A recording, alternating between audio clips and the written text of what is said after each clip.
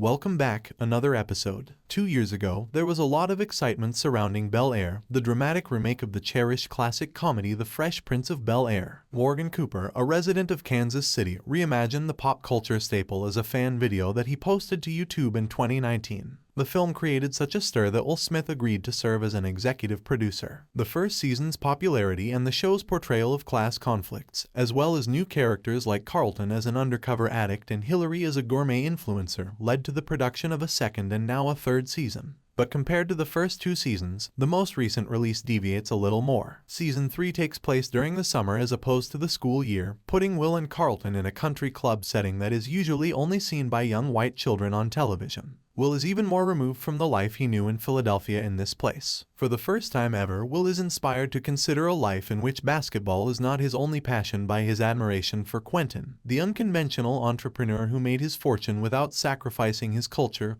or his people. Quentin is portrayed by rapper Vic Mensa, who first gained notoriety as Jamal on the set of The Kai, which is set in his hometown. Carlton seems to have less opportunities than Will, who seems to have limitless options. Making his addiction public could jeopardize his years-long pursuit of an Ivy League education. Furthermore, his prior lies have caused mistrust in him from his sister Ashley and mother Vive. Despite its own issues, the bright point is his possible romance with Amira, a gorgeous young lady who loves danger. The previous season concluded with Hillary vacillating between spinning the block with her ex-pro football player LaMarcus and Jazz. It's more difficult for her to figure out her love life than running a profitable influencer house. Love is proving difficult for her parents as well. They're still learning out how to work together in their new professions as Phil expands his legal firm and Vive seeks to find her new core in the art world. It doesn't help that Phil is working with the same woman who once broke them apart. Will is still figuring Lisa out after connecting with Jackie, who he shares a similar upbringing with, but she's not quite ready to commit to him. Ashley is losing her family's notice and doesn't feel safe in any part of her life. As everything is going on, Jeffrey's troubled past in London continues to haunt him, leaving him unsure of what steps to take to ensure the safety of both himself and his son Frederick. To further complicate things, Frederick may not be the son he believes him to be. Based on the 3 episodes that are available for review, there is undoubtedly a lot of promise for an explosive season, especially as Carla Banks Waddles becomes accustomed to her new role as showrunner following changes in prior seasons. She has the opportunity to make her mark on the program this season. However, the issue might simply be that Bel-Air is overly ambitious and doesn't pay enough attention to the main plots. It seems as though the show is more concerned in examining topics through its characters, such as black entrepreneurship, the effects of gentrification, and, with Lou's comeback, the scars of an absentee father, than in using people to drive the narrative. That being said, Season 3 is still enjoyable to watch. Actually, rather the opposite. You find it difficult to ever give up on the characters because the actors give them such humanity. Will, Carlton, Hillary, and company feel so real that you can't help but care about their adventures, even when they're clumsy, even as the storylines threaten to get in the way. They walk with exactly the perfect amount of confidence, drive the right vehicles, wear the right clothes, and project just the right amount of sexiness and vulnerability while also adding just the right amount of reality